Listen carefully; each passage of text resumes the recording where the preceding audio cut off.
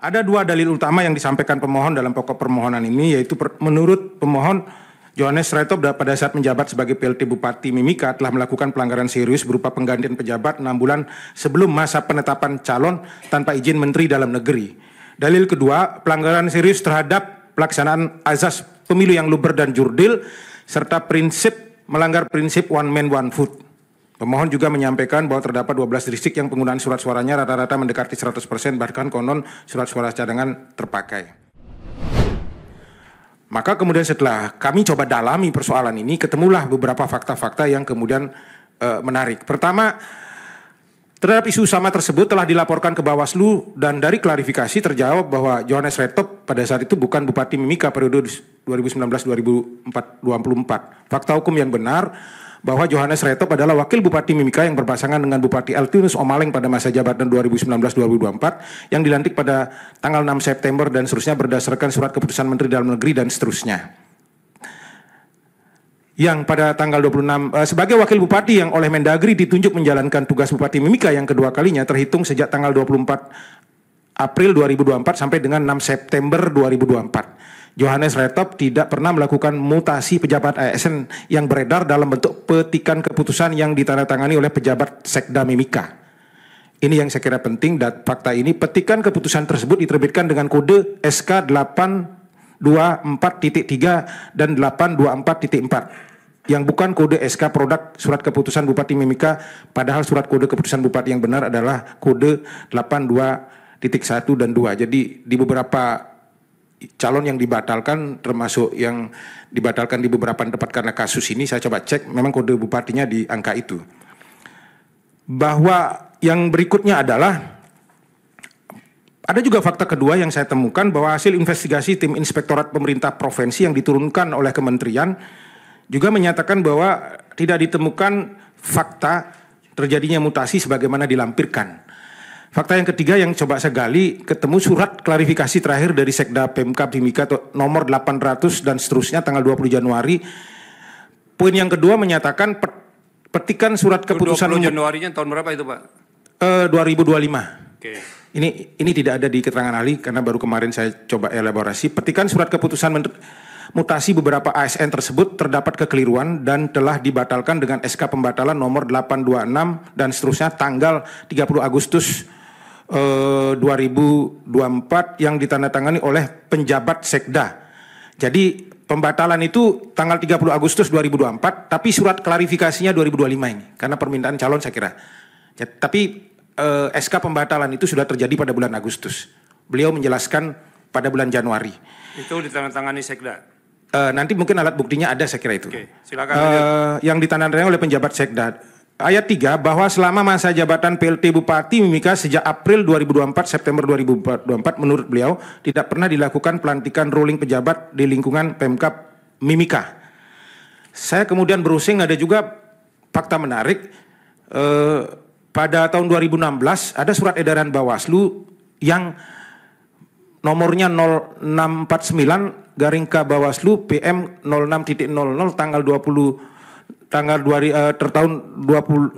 Romawi 2016 tanggal 20 Oktober 2016 yang pada intinya di situ dijelaskan dalam hal gubernur dan atau wakil gubernur, bupati, wakil bupati dan wali kota serta wakil wali kota menerbitkan keputusan yang mengembalikan pejabat yang dipindahkan pada posisi semula, maka perbuatan penggantian pejabat tersebut tidak termasuk dalam kategori sebagaimana diatur pasal 71 Undang-Undang. Ini ada di surat edaran Bawaslu. Dengan seluruh fakta-fakta itu, saya sebagai ahli sampai pada satu kesimpulan bahwa nanti mungkin ada saksi fakta juga bercerita.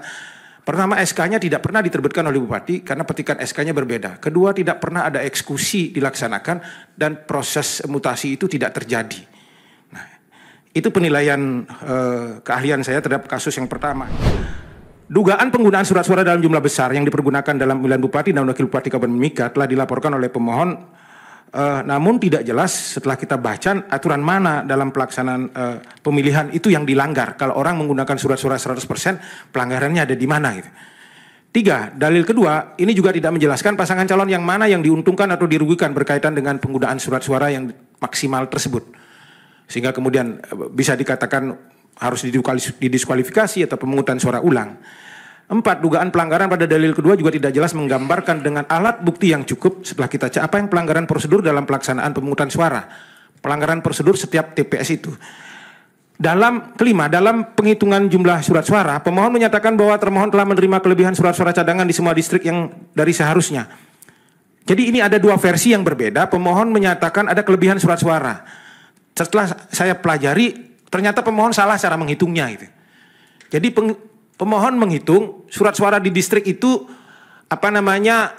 total jumlahnya baru dikalikan 2,5%. Kalau regulasinya tidak demikian. Regulasinya jumlah TPS berapa DPT-nya dikali 2,5%, TPS baru ketemu. Maka tentu angkanya jadi beda. Saya memberikan ilustrasi ini. Karena itu hampir di semua distrik dikatakan kelebihan. Agi Muga. Versi pemohon 833, lebih kecil. Karena mengalihkan 20.325 dikali 2,5% dan pembulatan ketemu 833. Tapi kalau per TPS dikalikan, akan ketemu 838, kelebihan 5. Tapi memang ini faktanya gitu. Jadi ini yang mau kita sampaikan bahwa ada cara berbeda mengalihkan soal kelebihan surat suara itu 2,5%. Peraturan KPU 17/18 telah mengatur dengan jelas tata cara penghutang suara, rekapitulasi suara secara berjenjang termasuk peran saksi di dalamnya.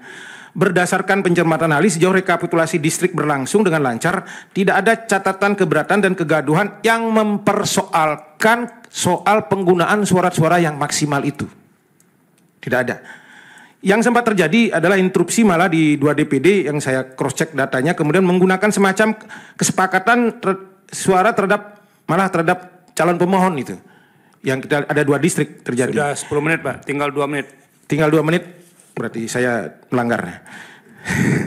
Terhadap penggunaan surat suara maksimal tersebut yang kemudian terjadi malah ada data menarik. Justru pemohon menang di distrik Kuala Narama dan Kuala Kencana. Paslon lain juga menang di distrik Tembagapura, Mimika Baru. Saya ingin mengatakan bahwa penggunaan suara maksimal tersebut distribusi surat suaranya ke semua salon.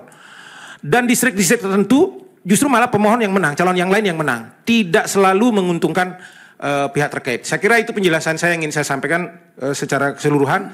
Terima kasih. Wassalamualaikum warahmatullahi wabarakatuh. Waalaikumsalam.